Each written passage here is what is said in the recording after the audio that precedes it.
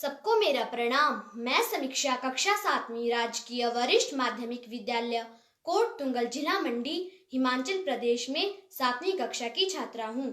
सर्वप्रथम मैं नवोदय क्रांति भारत की पूरी टीम का आभार व्यक्त करती हूँ जो सरकारी शिक्षा के विकास हेतु निरंतर प्रयासरत है।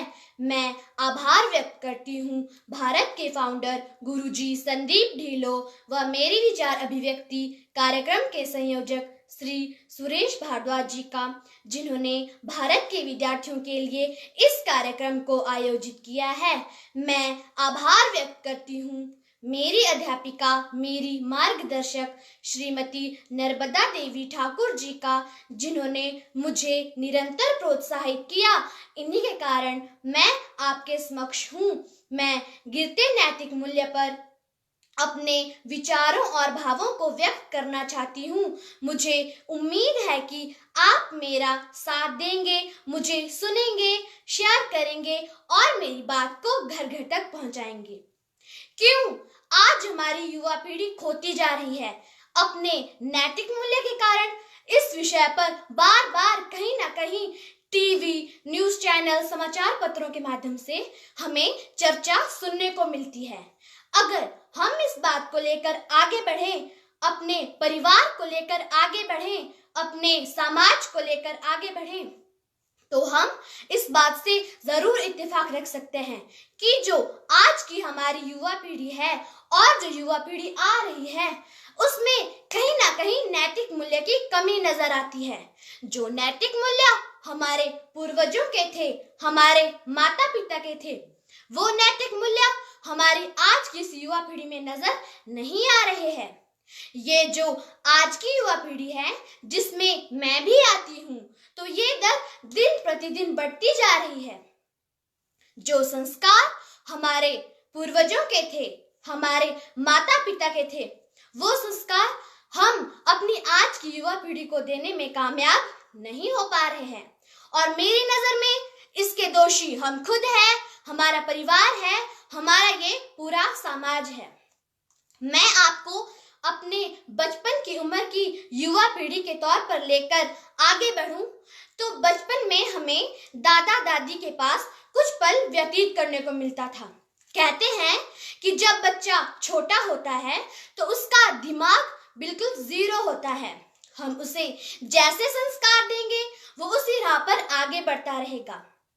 अगर हम अपने बच्चे को छोटी उम्र में ही ये बता दें कि बेटा चोरी करना बुरी बात है, तो वो चोरी करने से पहले 100 बार सोचेगा कि नहीं नहीं, मेरी माँ ने मुझे कहा है कि चोरी करना बुरी बात है। अगर हम अपने बच्चे को छोटी उम्र में ही ये बता दें कि बेटा बड़ों से अच्छे तरीके से ही बात करनी चाहिए, तो वो बड़ों से अच्छे तरीके से ही बात करेगा। क्यों?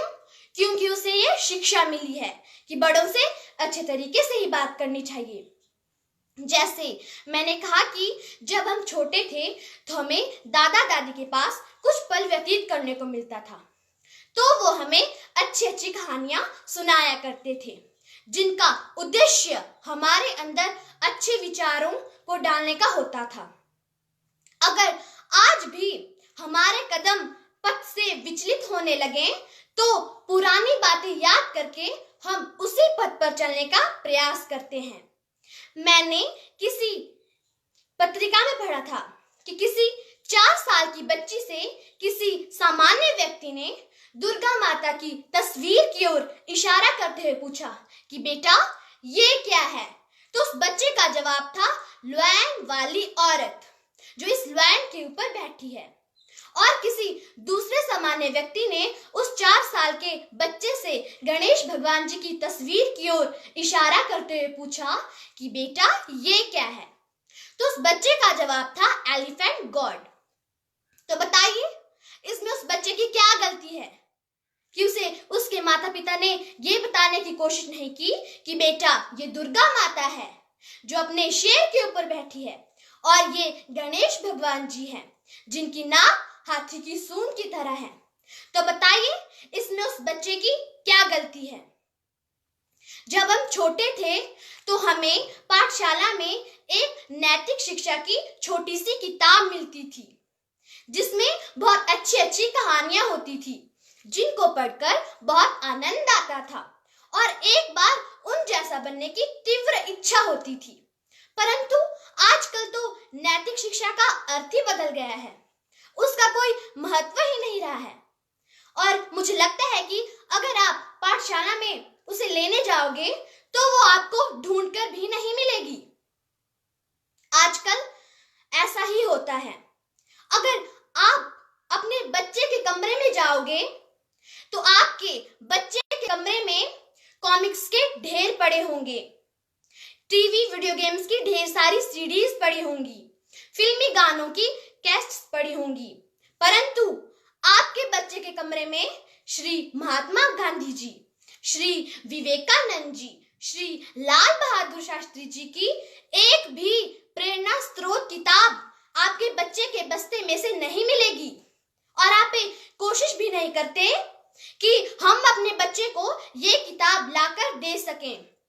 चलो पहले के जमाने में तो माँ बाप ऐसा नहीं करते थे, परंतु इसकी कमी हमारे बड़े बुजुर्ग पूरी कर दिया करते थे। परंतु आपको तो पता ही है कि आजकल हमारे बड़े बुजुर्गों की क्या दशा हो रही है। माता पिता तो ज्यादा से ज्यादा यही चाहते हैं कि हमारे बच्चे इन बड़े बुजुर्गों से दूर ही रहें तो अच्छा है। अगर बड़े बुजुर्ग उन बच्चों को डांट भी लें तो उनको ही उनके डांटने की कीमत चुकानी पड़ती है। शायद अब किसी को वो कहानियां सुनने को मिलती होंगी, वो गीत सुनने को मिलते होंगे, वो प्यारी प्यारी लोरियां सुनने को मिलती होंगी।